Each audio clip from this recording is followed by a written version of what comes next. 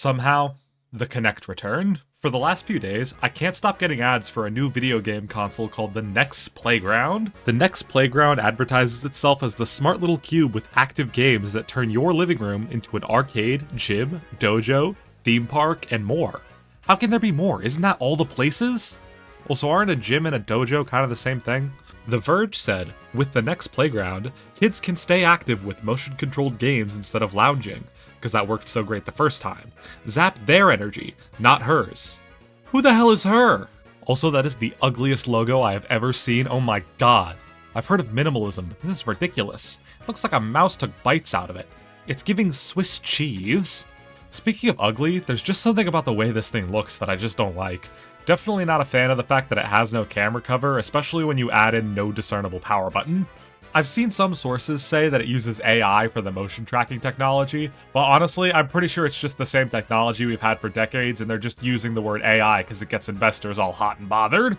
The price of the Nex Playground has fluctuated over time, but currently retails for $299 smackaroonies. A lot cheaper than other modern consoles, but you could definitely find a 360 and a Kinect for less than that, and Kinect games are a dime a dozen at this point. But of course a console is nothing without its games. The Nex Playground comes with 5 pack-in titles: Whack-A-Mole, Party Foul, Fruit Ninja, which I'm sure is just a direct port of the Kinect version, Starry, and Go Keeper. But you may ask, what about other games? The Nex Playground currently has 49 other games in its library, and I want you to guess how much they cost. $5? $20? $60? $100? You're all wrong. You can't buy other games for your Nex Playground. You have to subscribe to their Play Pass to get temporary access to other games for either $50 for 3 months or $90 for a year.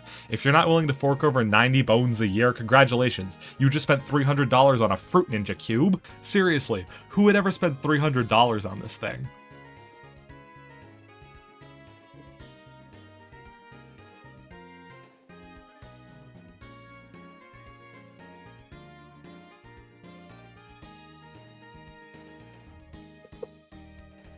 This would have been the part of the video where I say that but then hold up the Nex Playground. But do I look like I have money? But that's why I really appreciate any support I get on this channel. Even just liking and subscribing helps out more than you know. And maybe in the future I could make videos with a bit higher production budget. Even if I can't play the games for the Nex Playground, I could still talk about them, and we could theorize what it would be like to play them using a high-tech simulation called my imagination. Fruit Ninja. It's Fruit Ninja for the Kinect. I don't even need the simulation for this one. I've played Fruit Ninja for the Kinect. Go Keeper. Defend every shot. Grab your goalie gloves and show off your best saves in Go Keeper. Full body fun. Seems like it would be more full left and right arm fun. Blue shirt. Put in some effort. I don't want to see red shirt helping you block. Shape up or you're off the field. The kids in the ad aren't even having fun. I'm 6'5". I imagine my wingspan is big enough to cover the entire screen. Starry. A Beat Saber wannabe. I haven't played Beat Saber, but I imagine this game versus Beat Saber faces the same problem any Kinect game does when put up against any Wii game, which is that it's just a lot more satisfying to control when you're holding a physical object in your hand. Obviously, I don't know how good the Playground is with its tracking, but I feel like this kind of technology has always struggled with precision, and with rhythm games, precision is kinda like the whole point. No one in the trailer gets anything less than a perfect on every note, which makes me think getting a full perfect isn't very hard. Party Foul. Get the whole flock moving with a wild lineup of minigames in Party Foul. As long as the whole flock is 2 people. Really seems like most of these could be won by simply flailing, which I guess is true of most motion control games.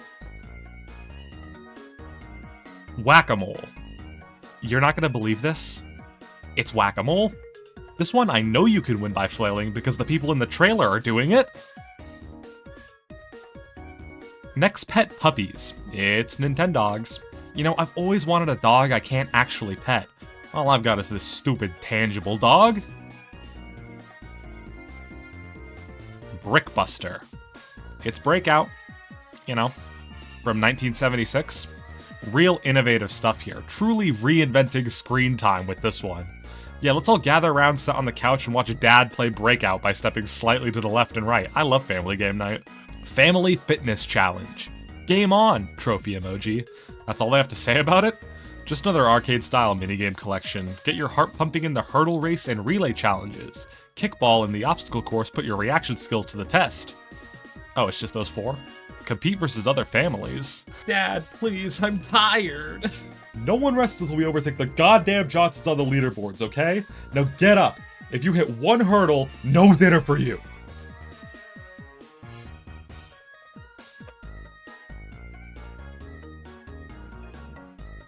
Of course, where there is motion controls, there are sports games. Bowling, tennis, basketball, baseball with the most AI-generated cover art I've ever seen. They even have NHL Fuck Rush. I mean, Fuck Rush. I mean, Fuck Rush. I mean, Fuck. But like I mentioned before, sports games on the Wii worked so much better than they did on the Kinect because of the Wii Remote and having that physical object in your hand like you would in a sport. Trying to bowl with no Wiimote motion controls sounds abysmal. Now, the main selling point of the Nex Playground is actually its number of licensed games. I really don't think parents are chomping at the bit to drop $400 so their kid can play Sword Slash Adventure, Care Bears, Bluey, a whole host of Sesame Street ones, Peppa Pig Jump and Giggle.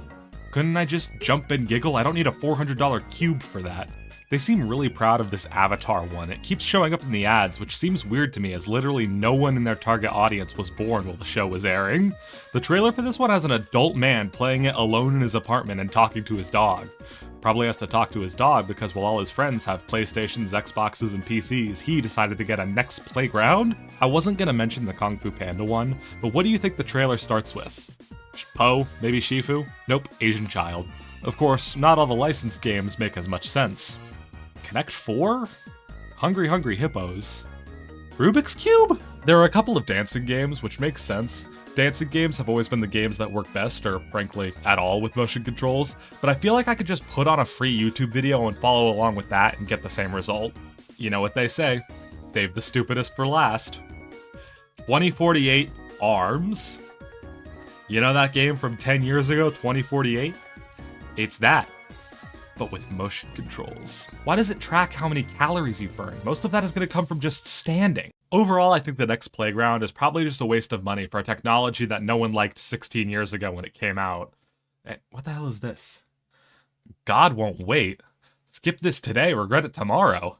Just give me 2 minutes. The video is 2.5 hours long. I gotta watch this, apparently. I'll be back in 2.5 hours.